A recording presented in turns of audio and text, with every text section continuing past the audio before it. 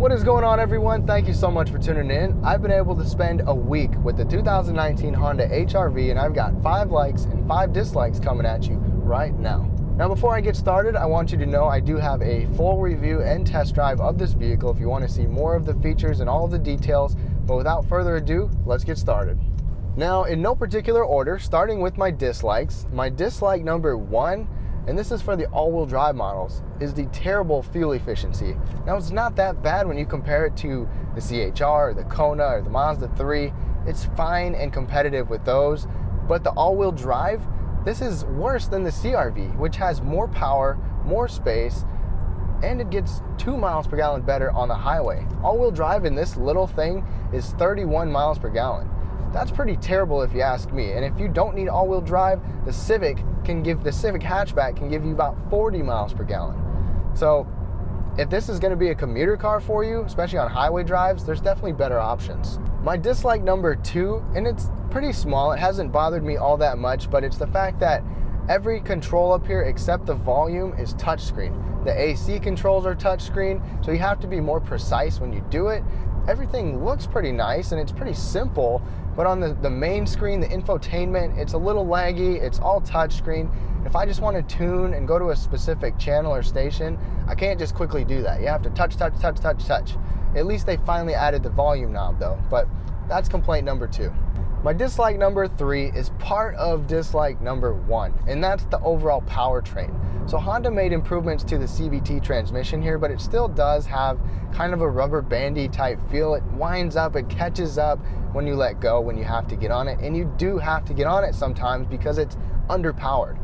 Now, people aren't going to really want or expect power in a vehicle like this and in this class, but it'd be nice if there was at least another option. It's definitely fairly slow. It's a 1.8 liter, it's not efficient, 147 horsepower, less than 130 pound-feet of torque, significantly less than the CR-V. I'd just like to see something a little better and more refined. My dislike number 4 is that Honda only gives you the lane watch system. So there's no blind spot monitoring in here, which pretty much every other vehicle nowadays at least offers. This only has the one camera on the passenger side mirror, so you don't have your blind spot indicators in your mirrors, you don't have blind spot mirrors in your mirrors, which is something that's nice. You can always add those, but I would expect that, and considering they made some refreshments to it and all you get is the lane watch camera, which is honestly probably more distracting than anything that shows up on the screen, I'm just surprised by that, and that's another dislike. My dislike number 5 is the fact that the max level stereo you get in here is 180 watts.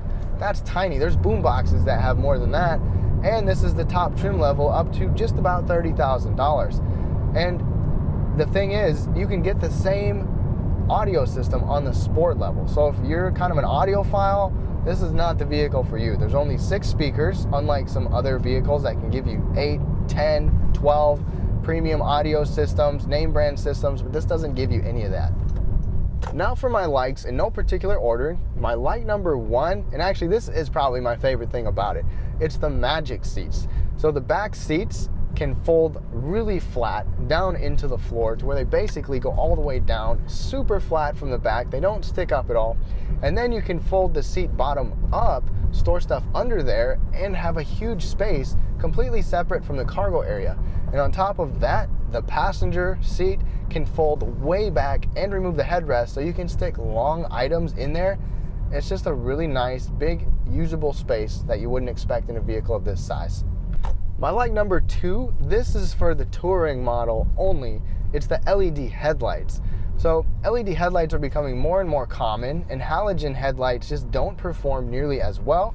The LED headlights on here are excellent. They have a really high line without blinding oncoming drivers. The fog lights, the LED fog lights, give you really nice wide visibility and good peripheral vision at night. So the LEDs definitely outperform my expectations for a vehicle like this. And nighttime driving is so much easier and less stressful when you have great lighting. My like number 3 is the fact that, considering how small this vehicle is on the outside, the back seat passenger space is actually really good. There's good legroom, there's good foot room. Sitting behind myself at 5'9", I've got tons of space, and even with the seat further back, I can still sit back there. My head doesn't touch the ceiling. The only complaint back there is there's no vents and there's no center armrest. But otherwise, it's a really nice, spacious area for you to throw some people. My like number 4 is that this class of car isn't known for doing anything great or really driving all that well. It's basically just a commuter car, appliance type vehicle with some extra space. But this one rides and handles well. It's a good combination, a good balance of both of those things, and both have been better than what I've expected. My like number 5 is that it's just very well rounded. So 1, it's got a solid feel to it. All-wheel drive is available, unlike the Nissan Kicks and unlike the Toyota CHR, so that's something else that is nice.